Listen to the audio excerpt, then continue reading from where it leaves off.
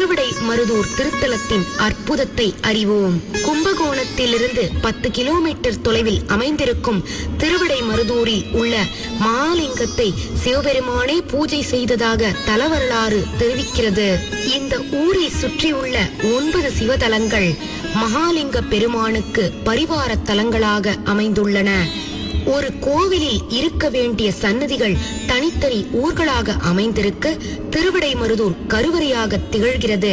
சிவன் கோவிலில் அமைப்பை மனதிலிருத்தி கவனித்தால் மகாலிங்க பெருமானும் அம்மனும் கருவறை தெய்வங்களாக அருள்பாலிக்க கணபதி சன்னதியாக திருவளஞ்சுழியும், முருகன் சன்னதியாக சுவாமி மலையும், சோமஸ்கந்தர் சன்னதியாக திருவாரூரும், நடராஜர் சன்னதியாக சிதம்பரமும், பைரவர் சன்னதியாக சீர்காழியும், நந்தி தேவராக திருவாடுதுறையும், தட்சிணாமூர்த்தி சன்னதியாக ஆலங்குடியும், சண்டிகேஸ்வரராக திருவாய்ப்பாடியும், நவகிரகங்களாக சூரியனார் கோவிலும் அமைந்திருப்பதை உணரலாம்.